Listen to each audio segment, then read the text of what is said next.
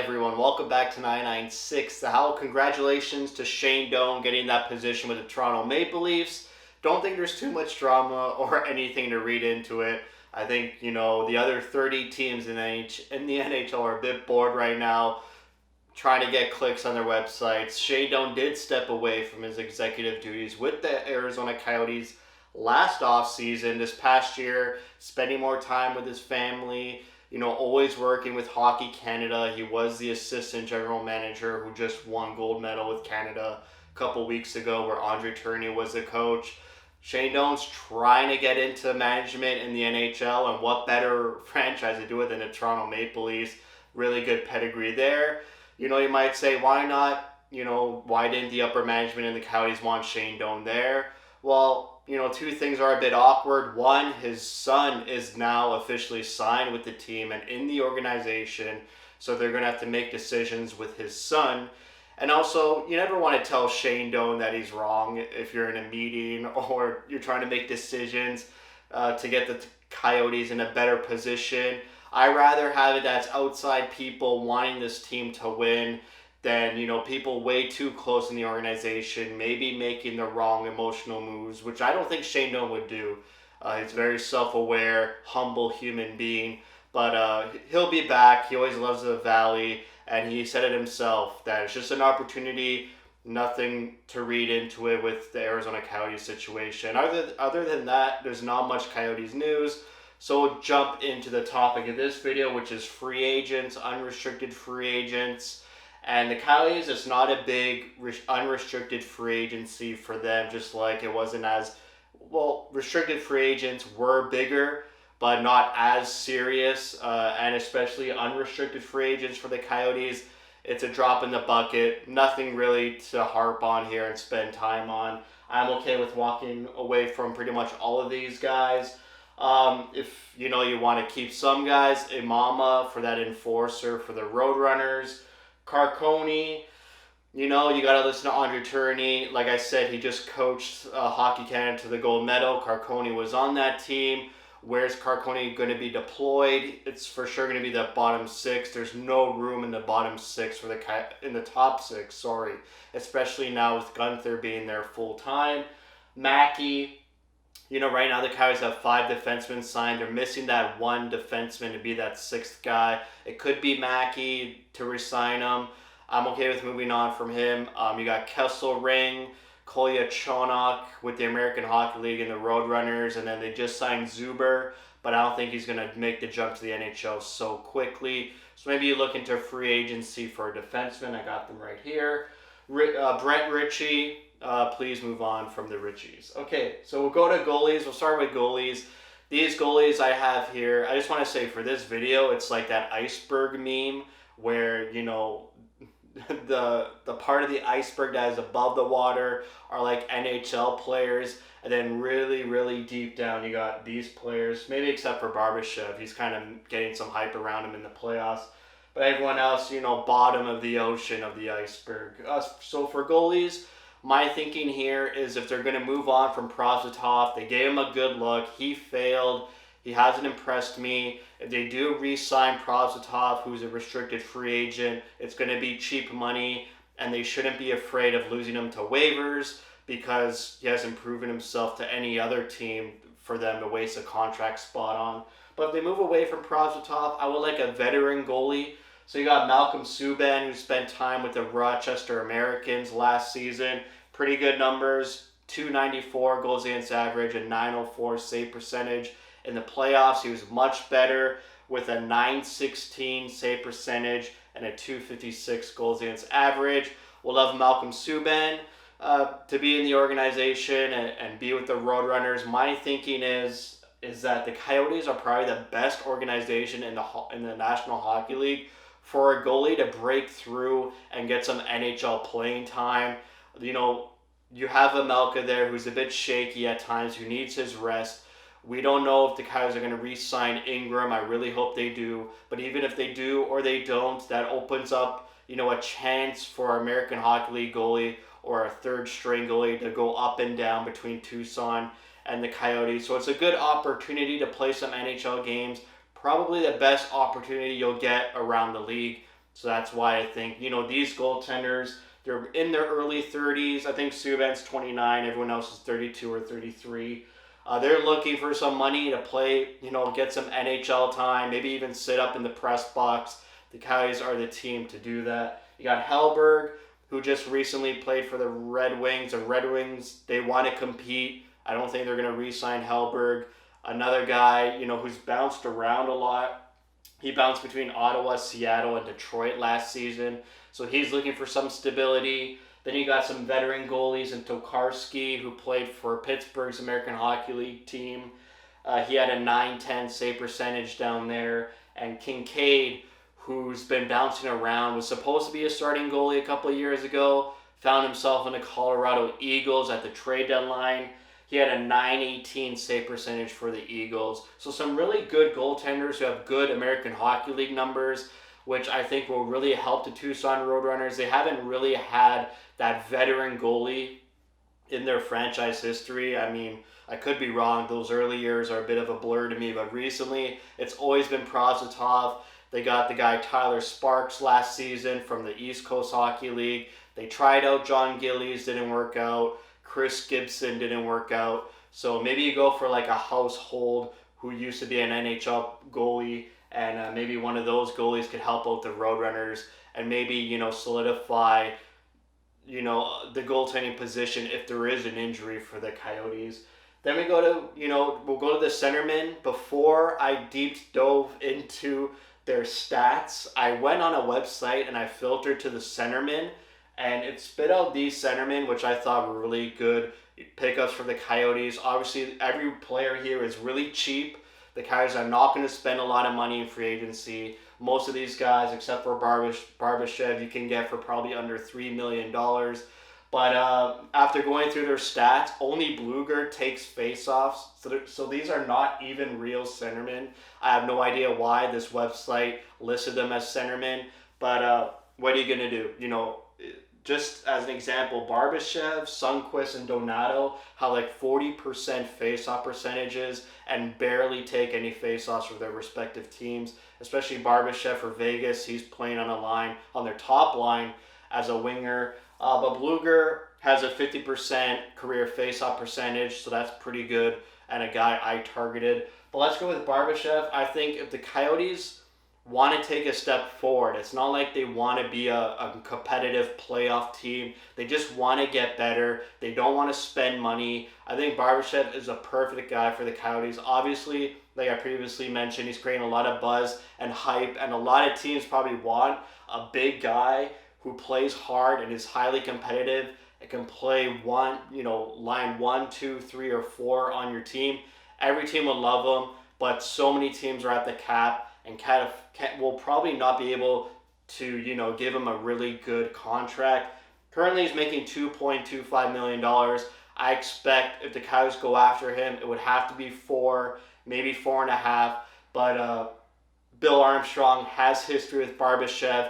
Drafted Barbashev, was in the St. Louis system for a really long time. It was only until recently the Blues traded him away to Vegas and is making a real name for himself. But to me, the Coyotes need to rebuild their bottom 6. They need to have a third line that can score, that can be a threat, that has some offensive prowess. I'm not sure yet who's the centerman going to be, but you add a guy like Barbashev on that third line, and you add McBain in there. Maybe you bring Krause down, and Gunther is on that second line wing position.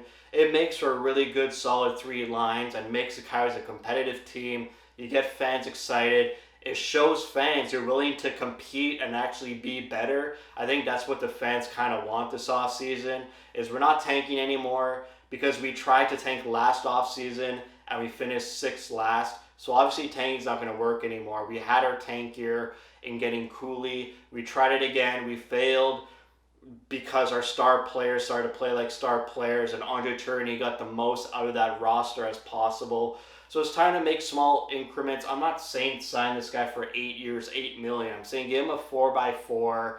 It's cheap money. We're $5 million below the cap floor. You can spend $4 million, $4.5 million. Don't give him 5. If it's $5 million, then I would say walk away from him, and you can get some cheaper guys here. Sundqvist, another St. Louis Blues guy. I think he was drafted by Pittsburgh, was traded to St. Louis. All these guys are over 6 feet tall. Sundqvist is the biggest guy, 6'3", 220 pounds. Bill Armstrong loves his big body guys. He's familiar with Sundqvist. Career highs, not that high.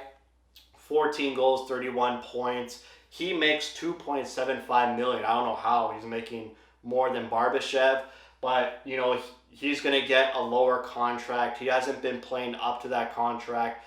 Maybe you could snag him for $2.2 million or $2.5 million. He has familiarity with Bill Armstrong.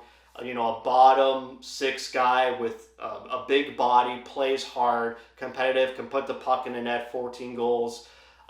That's pretty good for your bottom 6. You don't have to play Cassian ever again. We go to Donato, playing with Seattle. 6 foot, 190 pounds, career high, 16 goals, 31 points, making $1.2 million. He's probably looking around the same contract, 1.5. Maybe he gets a little bit less. I remember him being pretty good on the Boston Bruins. Haven't heard much from him on Seattle. He's a guy you could snag up. Like I said, the center position, we don't know what's going to happen for the Coyotes. There's a big hole for second line center. I don't know if they're going to try McBain there. Do you separate Schmaltz and Keller to have like a Hayden, Schmaltz, McBain, and Boyd, 4 centers down the middle? You keep Schmaltz on the top line as a winger. You go out and try and get another centerman, maybe a second line centerman. That'll be more expensive. Maybe you get a 4th line center, 3rd line center, and push McBain up. We don't know. All you can do is speculate. But like I said, all these guys really don't take face-offs except for Bluger. We'll go to Heinen, recently playing for Pittsburgh. Career high, 18 goals, 33 points, making $1 million, 27 years old. Maybe a cheaper guy again, $1.5 million you offer him. All these guys are probably looking for stability. They're not getting paid much. They don't produce much. They don't want to keep bouncing around these teams. I know Heinen was on Boston. Now he was with Pittsburgh. Just offer these guys a 3-year contract. It will not hurt you. They do not make a lot of money. It's not going to be like a terrible contract that you got to get rid of in 3 or 4 years. You can work around these numbers. And the cap will be going up $4 or $5 million next offseason anyways. And then Bluger, who I think the Coyotes should probably get, like I said, 50% on the face-offs. He's making $2.2 million, so that's going to go way down for sure. He is not worth $2.2 million. He has a 9-goal career high, 19 points career high. He was with Pittsburgh. He's 6 feet, 185 pounds.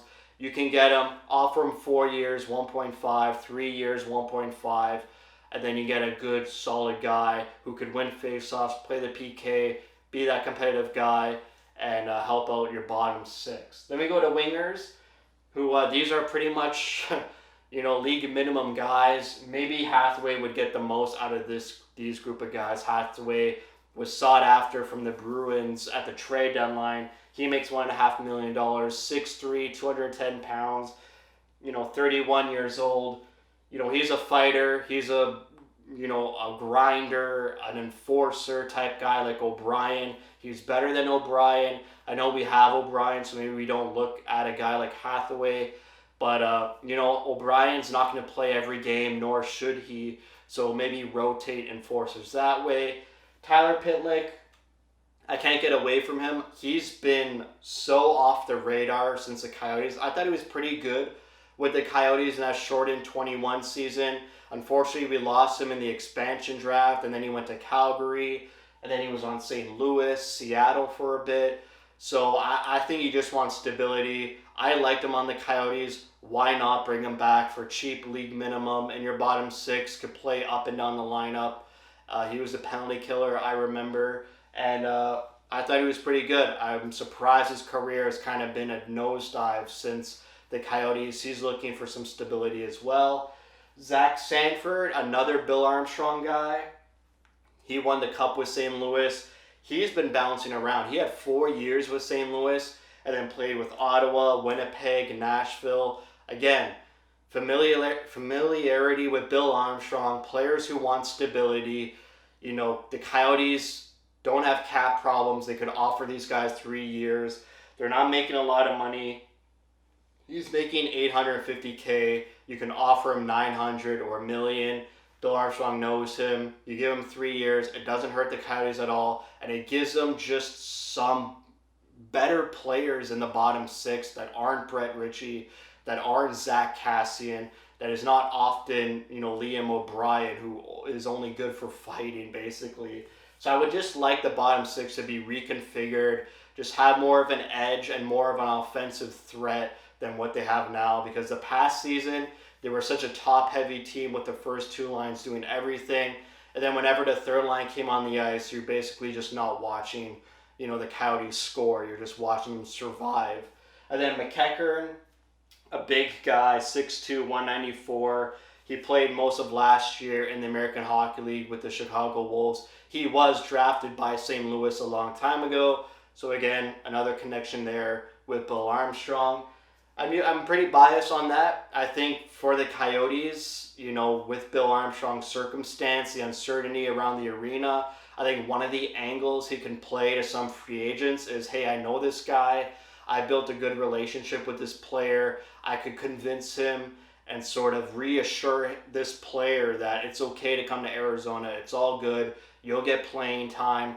The coach will play you. You'll play with good guys. It's a good locker room. We'll give you stability. It's a nice place to live. I think that's the angle the Coyotes should use going into the free market. And then trying to find their sixth defenseman. I got Mikkola there, who again used to play for St. Louis. I'm down to get Troy Stecher back. I don't think he really made a name for himself on Calgary. I don't think he would want to go back to Calgary as opposed to, Bukestad. I didn't put him here because I think he would stay on Edmonton. I think he was really good for Edmonton, and Edmonton liked him. And, who wouldn't want to play with McDavid? So that's why I think Bukestad is not going to be that guy coming back. But Troy Stecher is a guy. We all liked him. He didn't do anything wrong here. And he's a 6'5" defenseman with some offensive upside, but he didn't even score a goal for the Coyotes, I believe. So I'm okay with bringing him back.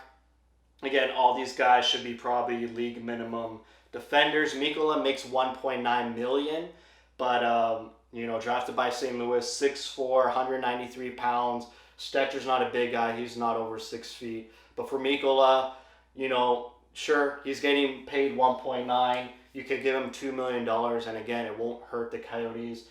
You got Connor Clifton from Boston. I would love him to be on the Coyotes. I think he's an underrated defenseman, and the Boston Bruins have way too many defensemen. They got to get rid of some guys, especially Mike Riley down there. And then Scott Harrington, just a guy who I thought was a big guy, 6'2", 188 pounds, 30 years old.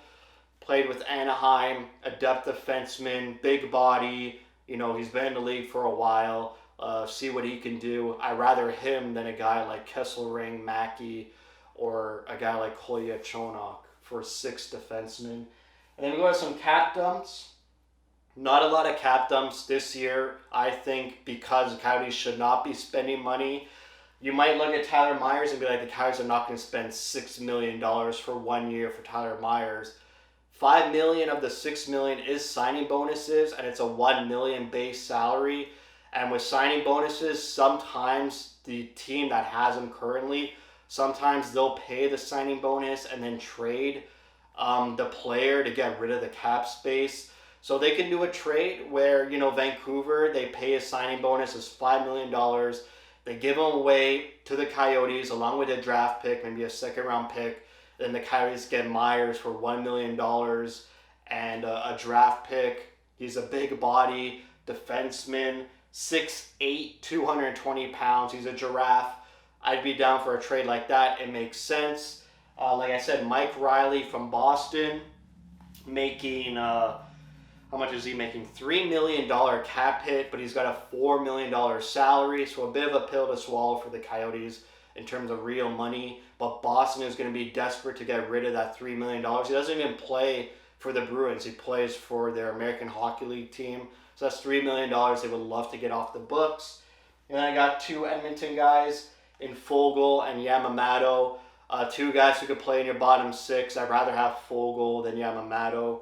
Fogle, 6'2", 200 pounds, $3.25 million salary. Yamamoto, $3.2 million salary. Edmonton, they got McDavid. They need to shed away some cap and fill that lineup with better talented players and players who make an impact.